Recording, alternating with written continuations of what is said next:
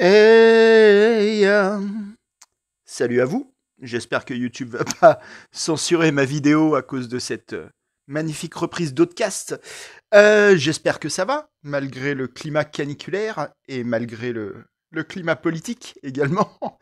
J'avais pensé à peut-être trouver un manga parlant de la montée du fascisme, tout ça, pour essayer de vous inviter à aller voter. Mais je me suis dit que j'allais pas perdre 20 abonnés toutes les semaines, hein. C'est ce qui est arrivé la dernière fois que j'ai parlé politique. Donc, on va parler d'un manga qui n'a rien de politique, pour le coup, vraiment rien. Vous avez vu le titre, c'est Asobi Asobase, un manga comique. Et ça va nous permettre également de parler d'un sujet dont ça parle pas mal en ce moment dans le manga game français, chez les mangazouz, à savoir l'éditeur Noévé Graphics, dont on a déjà parlé. Alors, on en avait parlé pourquoi de Noévé Graphics? On en avait parlé pour une brève histoire du robot sapiens, qui est ici, le coffret. Et on avait dû l'évoquer pour 2-3 autres titres, je sais plus lesquels, mais je pense que les vidéos vraiment consacrées à un de leurs mangas, il n'y a qu'une brève histoire du robot sapiens, que j'avais beaucoup aimé. Je vous renvoie à cette vidéo. Et donc, cette fois, on s'intéresse à Asobi Asobase, une série qu'ils sont en train de publier, plus ou moins. On va y revenir. Elle est ici. Pour l'instant, il y a 4 tomes en France, il y en a 15 au Japon, et on en parle tout de suite. Donc, comme je disais, Asobi Asobase, sous-titré Workshop of Fun, un manga de Rin Suzukawa, qui est en 15 tomes au Japon. C'est terminé depuis 2 ans, 1 an et demi, 2 ans. En France, on a eu que les 4 premiers tomes pour l'instant, par Noévé Graphics, ces derniers mois, dernières années. Et d'ailleurs, bon, abordons le sujet tout de suite, parce que ça va quasiment être le sujet principal de la vidéo, en réalité, je pense. À savoir Noévé Graphics. Et pourquoi on n'a que 4 tomes, et pourquoi, très probablement, on n'aura que 4 tomes en réalité. Noévé Graphics, c'est un éditeur qui est apparu ces dernières années et qui nous a pas mal vendu du rêve à nous, les fans de manga. Je pense que si vous traînez sur ma chaîne, vous voyez à peu près qui est cet éditeur. Vous avez peut-être certains de ses mangas, parce que surtout au début, quand il est apparu, donc ouais, c'était il y a quelques années, ça devait être avant le confinement même, je pense, à vérifier. Est-ce que je vais vérifier tout de suite? Peut-être, peut-être pas. Allez, je reste dans l'approximation, j'ai eu une longue hésitation. Je reste dans l'approximation parce que je vais beaucoup vous renvoyer dans ma vidéo à une autre vidéo qui a été faite récemment, il y a quelques mois, donc récemment, entre guillemets, par une très bonne chaîne que vous connaissez peut-être. Je crois que son créateur est déjà venu commenter la mienne. C'est Manga Badass and Comics. Faut pas oublier le N Comics, il parle aussi de comics. Qui fait des vidéos sur YouTube que j'aime beaucoup. J'aime bien son ton et je trouve il arrive à être à la fois assez savant. Il connaît beaucoup de choses sur le manga sans être du tout pédant. Il est là dans le partage et j'aime bien ce qu'il fait. Et récemment, il a fait une très bonne vidéo sur Noévé Graphics qu'il avait intitulé Noévé Graphics une faillite programmée, je crois. Qui est une chouette vidéo parce qu'il a vraiment enquêté, quoi. Il se contente pas de donner son avis ou de faire une analyse un peu au doigt mouillé. Il va vraiment, il a été fouillé les LinkedIn des gens qui bossent chez Noévé Graphics et tout ça. Et il a beaucoup analysé leur stratégie. Donc, si vous voulez du factuel et comment dire, du fouillé sur Noévé Graphics, je vous renvoie vraiment à cette vidéo. Je vais vous la mettre en lien. Elle sera beaucoup plus intéressante que ce que moi je vais dire. Moi, je vais être plus dans mon vécu vis-à-vis de cette maison-là, qui va, à mon avis, recouper pas mal votre vécu à vous. Parce que si vous êtes sur ma chaîne, sur cette vidéo, je pense que c'est que vous êtes intéressé par un peu les mêmes types de mangas que moi. Et pour nous qui aimons un peu les mangas un petit peu différents, qui peut-être par notre âge, par nos goûts, ne sommes plus forcément que dans les gros shonen. J'ai rien contre les gros shonen, mais c'est un autre public. Noévé Graphics, à son apparition, nous avait un peu vendu du rêve parce que ils avaient une ligne éditoriale assez intéressante où ils publiaient plein de trucs que les autres éditeurs publiaient pas forcément. C'était pas forcément des mangas, c'était pas non plus, comment dire, un concurrent direct, par exemple à Lézard Noir ou à Imo, qui sont dans des types de mangas très spécifiques, très adultes. Et là, non. Noévé Graphics avait un peu de tout. Il y avait du manga d'action, du manga comique, du manga de science-fiction. Mais ils allaient chercher des titres pas forcément oubliés, pas forcément passés inaperçus, mais des trucs un peu difficile pour le grand public. Un peu, que ce soit par le trait du dessin, que ce soit par les propos, que ce soit par la notoriété pas forcément énorme des trucs, des séries qu'ils achetaient. Euh, ils proposaient, ils avaient une offre éditoriale qui était vraiment intéressante et qui en plus était caractérisée, excusez-moi, au départ par des éditions très chouettes qui étaient tout le temps accompagnées, je vais vous trouver ça, voilà, par des cartes à collectionner. Ça avait beaucoup plu, notamment à moi qui suis collectionneur dans l'âme, hein, vous me connaissez. Il y avait une carte dans chaque manga avec un personnage du manga qui était numéroté, qui est voilà. Avec également, ils avaient mis ce petit truc dans tous leurs mangas. Il y avait un petit signet à la japonaise. Vous savez, dans les mangas japonais, il y a souvent ça, qui est une espèce de petit prospectus, parfois à renvoyer à l'éditeur pour gagner des prix ou des choses comme ça, des cadeaux, des goodies, ou juste pour faire la pub. Ils avaient mis ce truc-là qui est très à la japonaise, et pareil, ça avait beaucoup plu aux fans. Il y avait un côté facsimilé manga japonais qui plaisait beaucoup. Et ouais, comme je disais, en plus avec une offre éditoriale vraiment intéressante et vraiment différente, qui en faisait un nouvel acteur qui arrivait sur le marché du manga en France. Et qui était vraiment à mettre sur les radars. Je pense qu'on a tous eu la même réaction à l'arrivée de Noévé Graphics en France, d'en faire un éditeur sur lequel on était très attentif, quoi, parce qu'on se disait ça va être cool ce qu'ils sont en train de faire. Et avec le temps, on a tous déchanté, et tous un peu pour les mêmes raisons. La première raison, c'est qu'en fait, Noévé Graphics, certes, ils ont lancé beaucoup de séries très intéressantes. Ils ont envoyé des titres qu'on s'attendait pas forcément à voir arriver en France. On était très contents. Sauf que toutes ces séries-là, eh ben en fait, on a eu un tome, 2 tomes, un 3e tome au bout de 6 mois, un 4e tome au bout d'1 an. Et puis après, on n'a plus rien eu. Et c'est comme ça sur quasiment toutes leurs séries. C'est-à-dire que ils ont... Parfois même, on n'a que le 1er tome. Ils ont énormément de premiers tomes dans leur catalogue. Si vous regardez tout ce qu'ils ont publié, vous allez voir, il y a beaucoup, beaucoup de premiers tomes, pas mal de 2e tomes, et après, ça se tarit très, très vite. C'est-à-dire que c'est un truc dont on a déjà souvent parlé quand on parle du milieu éditorial, au-delà même des mangas. Hein. C'est très présent dans le manga, parce que les mangas, c'est souvent des séries, mais c'est valable en littérature, c'est valable en BD, en comics. Quand vous avez une série, le 1er tome se vendra toujours mieux que la suite. Toujours. C'est n'importe quelle série, même des séries qui marchent extrêmement bien. Je donne toujours l'exemple d'Harry Potter. Le 1er tome, c'est quasiment le double des ventes du 2e. Parce que entre 2 tomes d'une série, vous perdez forcément des lecteurs. Vous n'en gagnez jamais. Il n'y a jamais personne qui achète directement le 2e tome, en fait. Ça arrive. Me sortez pas l'exemple que vous l'avez déjà fait. Évidemment que ça arrive, mais c'est ultra marginal. C'est très très rare. Le 1er tome, plein de gens vont l'acheter pour tester la série, pour voir ce qu'ils en pensent, et ce qu'ils aiment et ce qu'ils aiment pas. Certains ne vont pas aimer, donc ne vont pas continuer la série, c'est logique. D'autres vont aimer, mais peut-être pas au point de suivre la série. Donc ils vont rester sur le 1er tome, et puis voilà, ça s'arrête là. Et donc, en fait, il y a une déperdition, mais qui est gigantesque. Hein. C'est vraiment... entre le 1er et le 2e tome, on est quasiment du simple au double. Enfin, du double au simple, hein, en réalité. Et à partir du 2e tome, généralement, il y a une petite stabilisation. On perd quand même des lecteurs à chaque tome. À chaque tome, le tome 3 se vend moins que le tome 2, le tome 4 se vend moins que le tome 3, et ainsi de suite.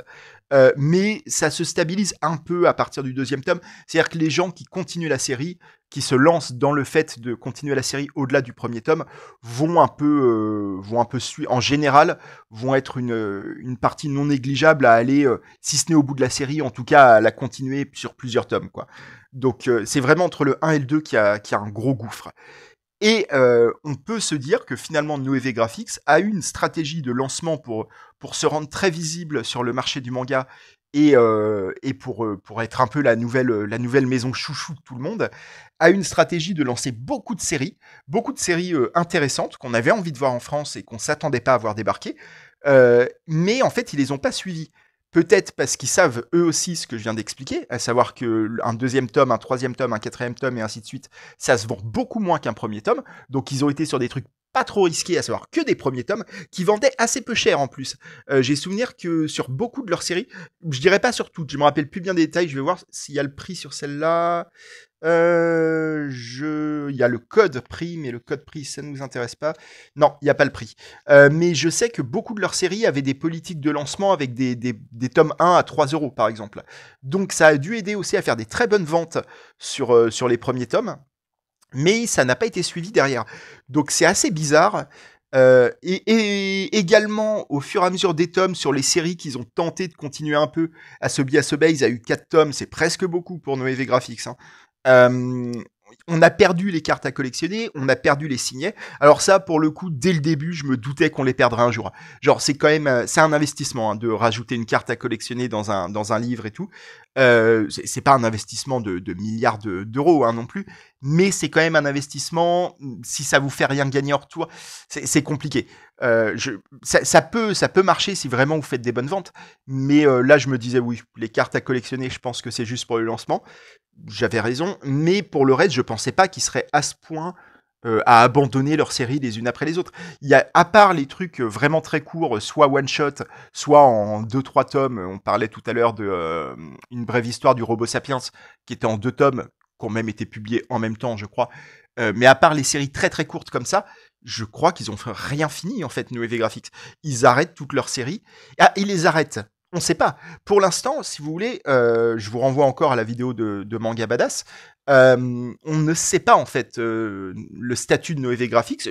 Techniquement, l'éditeur est toujours là. Il continue même à sortir des trucs de temps en temps. Hein.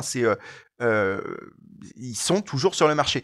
Mais leurs séries mettent un temps infini à avancer. Asobi Asobase, les premiers tomes, le premier tome, on va regarder, il a été publié à Caen en France. Hop, on va trouver ça. 2016 au Japon. C'est une série assez récente. Et en France, septembre 2021.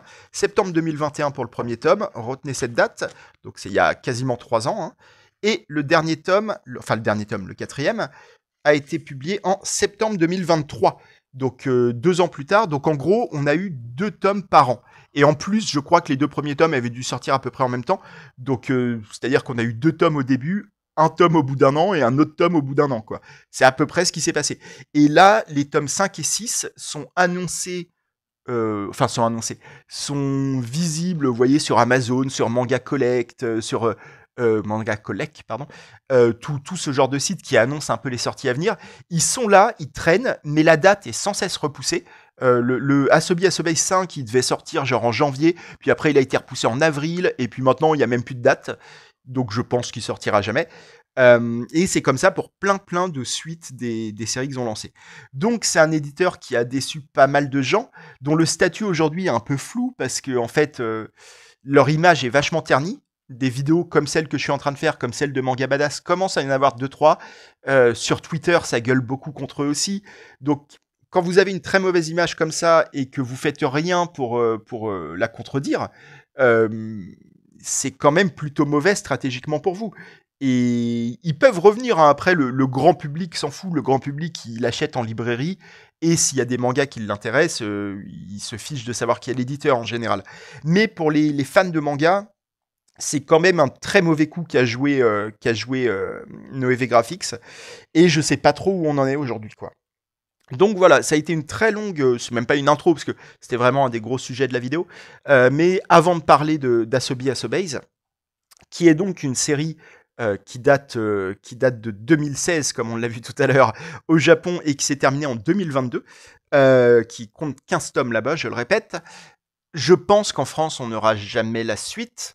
Malheureusement, je pense qu'il va falloir se contenter de ces 4 tomes, que ça restera une série un peu fantôme comme ça, qui n'aura pas trouvé sa place, mais là pour le coup c'est vraiment, c'est vraiment la faute de l'éditeur, j'ai envie de dire. C'est une série de base qui est pas faite pour le grand public, qui est un peu compliquée, vous allez voir, on va en parler.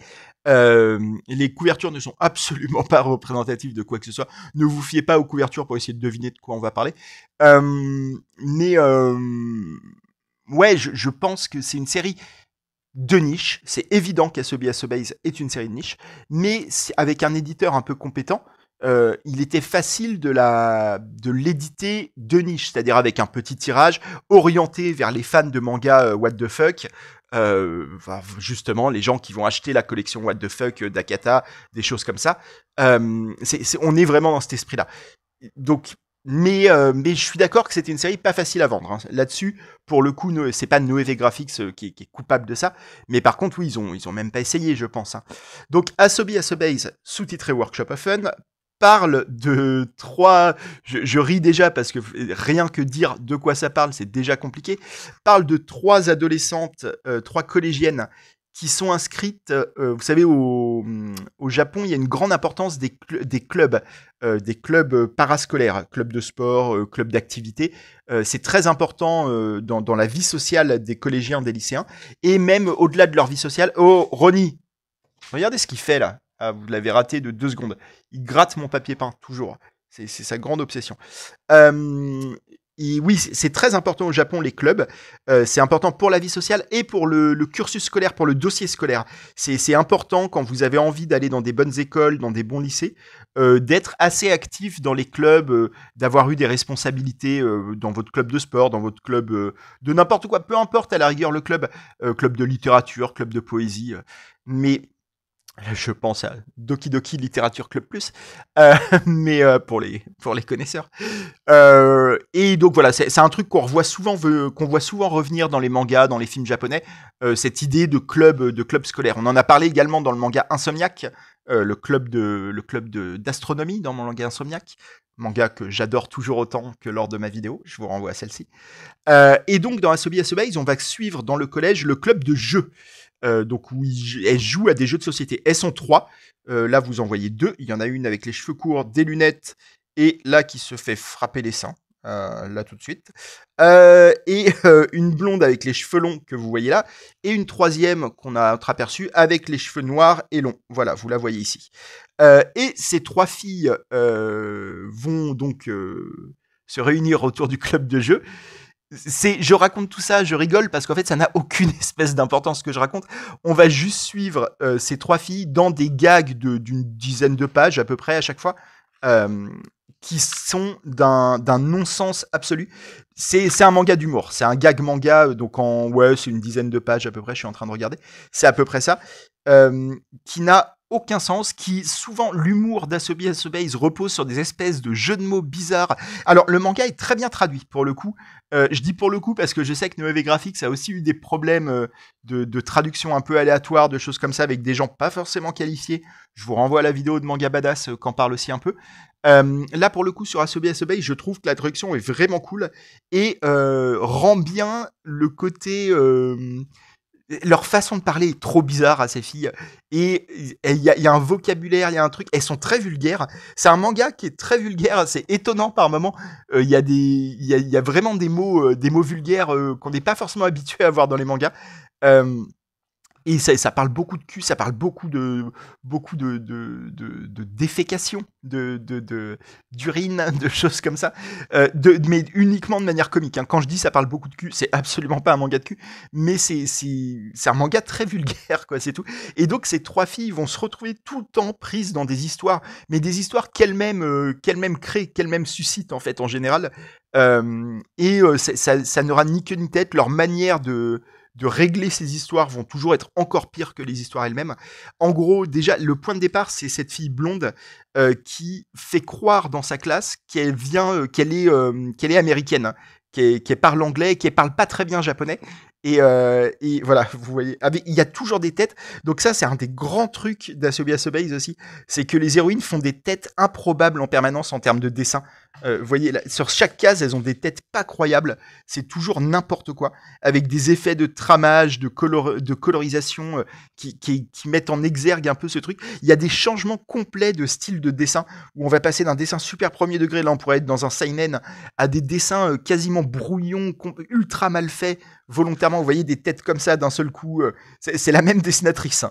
Vous voyez, le même perso a 14 têtes différentes en 2 pages, quoi. C'est vraiment très drôle. Le dessin en lui-même est très drôle.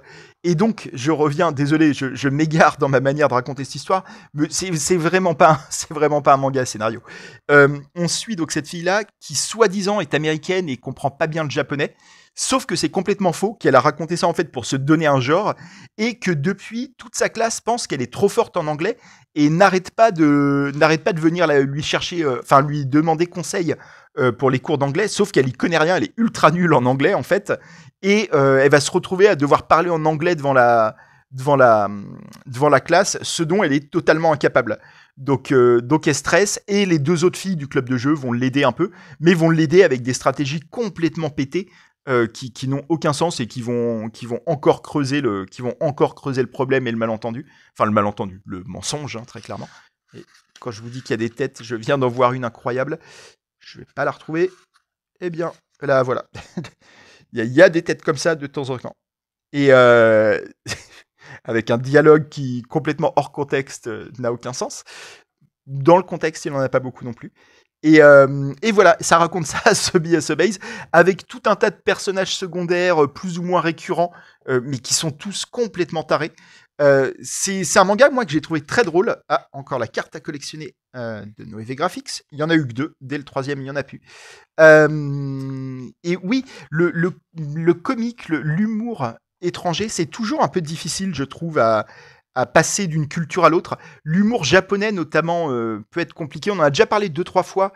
On a déjà évoqué des mangas comiques. Il y a longtemps, on avait parlé de Desperate Housecat Co., que j'avais bien aimé, qui ressemble un peu à Asobi Base sous certains aspects.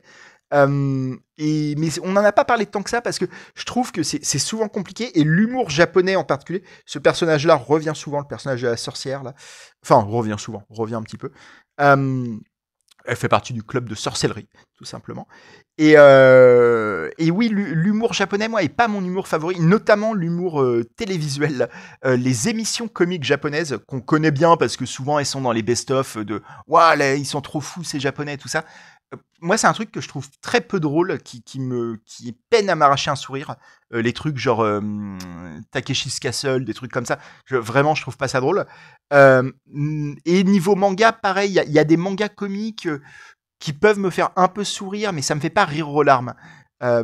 Et là, pourtant, Asobi Base, alors, je vais pas dire que ça me fait rire aux larmes, mais ça m'a fait vraiment rire. J'ai eu des éclats de rire physiques sur certains gags qui sont d'une débilité crasse. Hein. On est vraiment sur un truc, c'est pas du tout de l'humour très subtil. D'une certaine façon, c'est un peu de l'humour subtil dans le sens, quand je vous dis qu'il y a des cases vraiment très mal dessinées, volontairement.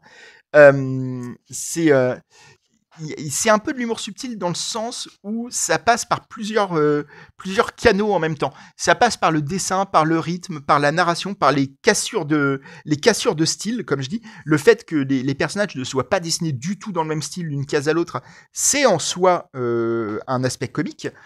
Ça passe évidemment par les dialogues, ça passe par l'intrigue, par la situation, par le décalage de personnages qui, lui, par exemple, qui est un mec ultra classe en costard qu'on voit arriver et qui, en fait, va se retrouver être un des persos les moins classes du monde, qui passe son temps à littéralement péter des arcs-en-ciel. C'est très littéral. Il y a des arcs-en-ciel, pas des arcs-en-ciel, des lasers, pardon. Je sais pas pourquoi. Des lasers qui sortent de son cul. Voilà. Je ne peux pas le dire autrement, c'est littéralement ce qu'il fait.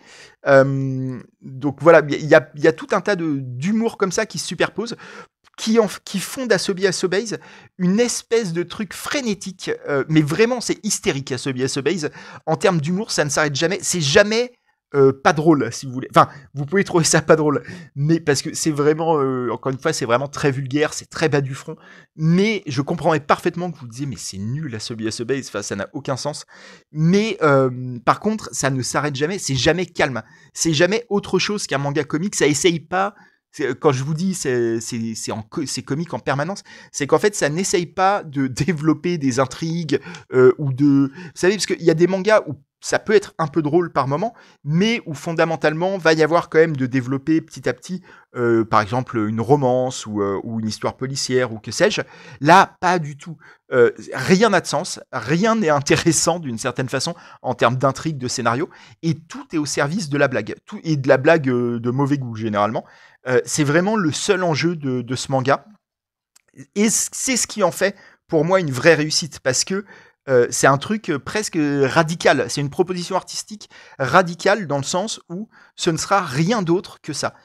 Ça va pas essayer. L'autrice Rin Suzukawa, qui n'est connue que pour Asobi Asobase jusqu'ici, elle n'a fait que ça. N'a pas cédé aux sirènes de se prendre au sérieux, en fait, si vous voyez ce que je veux dire. Elle a vraiment été... Il n'y a pas de propos, il n'y a pas de critique sociale ou que sais-je. Il n'y a vraiment rien de tout ça dans ce BS-Base. Il n'y a aucun sous-texte. Il n'y a même pas, vous voyez, parce que comme on est dans un contexte collégien, avec en plus des personnages très marginaux, très bizarres, on pourrait se dire qu'en même temps, pourrait y avoir un sous-texte, même très léger, même très comique, sur, je sais pas, le harcèlement scolaire, les choses comme ça, la pression scolaire. Pas du tout, ça ne va jamais parler de ça, absolument pas. C'est vraiment, c'est niveau zéro en termes de... Même là, vous croyez que ces pages sont sérieuses, elles sont pas du tout, quoi, en termes de mise en scène. Et oui, et en fait, d'une certaine façon, c'est ce qui fait la force de ce manga, c'est sa liberté et le fait que vraiment Rin Suzukawa a été jusqu'au bout de son propos, et son propos c'est il n'y a pas de propos, on est là pour se marrer. C'est un manga moi que j'ai beaucoup aimé, que je regrette de ne pas voir en entier en France. C'est très particulier, hein, Asobi Asobase. Je peux pas dire que ça... Enfin, je peux pas vous le conseiller. Si, je vous le conseille, parce que j'ai vraiment beaucoup aimé. Moi, ça m'a fait, énormément rire. Quand je vous dis que c'est très de mauvais goût, très bas du front, vous pouvez le voir ici. Ce n'est pas une scène sexuelle, c'est un malentendu. Encore la sorcière, et je sais plus ce que je disais. Oui, je sais pas à quel point je peux le conseiller à tout le monde, parce que je suis à peu près sûr que vraiment 75% des gens vont être complètement hermétiques au comique, à l'humour d'Asobi Asobase, et vont même trouver ça vraiment ridicule et de mauvais goût. Donc je peux pas vous dire jetez-vous tous dessus. Mais pour ceux que ça a tenté, pour ceux que ce que j'ai essayé de raconter, essayé de décrire a intrigué, ben tentez le truc. Pour de vrai, c'est vraiment particulier.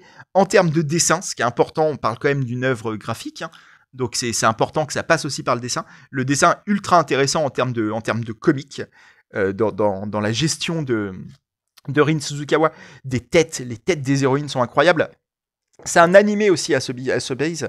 Il y a une adaptation animée. Et les têtes des héroïnes sont un peu devenues des mèmes dans la communauté manga animé, surtout américaine, pas trop en France. En France, les gens connaissent pas trop Asobi Asobase, mais sur l'internet américain, vous voyez des têtes comme ça, par exemple, pas forcément celle-ci précisément, mais ce genre de case a beaucoup été repris sur Reddit, sur 4chan, sur des sites comme ça, et un peu utilisé en qualité d'emoji maintenant. Enfin, alors pas par tout le monde, hein, mais c'est des trucs. Vous pouvez tomber, vous êtes peut-être déjà tombé sur des cases d'Asobi Asobase sans le savoir, si vous traînez sur l'internet américain. Et donc ouais, moi vraiment, je vous conseille quand même d'essayer si vous êtes un peu sensible à l'humour bizarre, à l'humour décalé, à cette espèce d'absurde japonais. Là, l'absurdité, elle est over 9000, hein, comme on dit. C'est vraiment très très absurde Asobi Asobase. Mais c'est très drôle aussi, en tout cas je trouve. Voilà, j'espère que je vous ai donné envie d'essayer. Alors, gardez en tête qu'il n'y a que 4 tomes et que probablement qu'on en restera là en France. Après, bon, les autres tomes existent en japonais, existent, je crois, en anglais, à vérifier. Je pense qu'il a été publié aux États-Unis, à vérifier quand même. Et existe, en tout cas, sur Internet, dirons-nous. Et puis peut-être que Noévé Graphics va finalement poursuivre la série. On ne sait pas, tout est possible. J'en doute fortement. Merci d'avoir regardé la vidéo, elle était très longue, mais bon, il y a facile la moitié qui concerne l'éditeur plutôt que l'œuvre. J'espère quand même que je vous ai donné envie de découvrir l'œuvre. Achetez-les, plus il y a de gens qui les achèteront, plus il y a de chances qu'on ait le tome 5 un jour, et voire le tome 6 ou le 7. Je vous dis à la semaine prochaine pour un autre manga. Je peux vous dire de quoi on va parler si vous voulez. D'ailleurs, il était rangé juste à côté de Asobi Asobase. On va parler d'un manga en 3 tomes dont très peu de gens ont parlé, je trouve, alors qu'il est excellent. C'est vraiment une très très belle trilogie. C'est Blank Space qui est ici. Donc on se retrouve la semaine prochaine pour ça. Enfin, la semaine prochaine, dans quelques jours, parce que là c'était un épisode bonus. Allez, bon week-end. Allez voter dimanche. Ciao.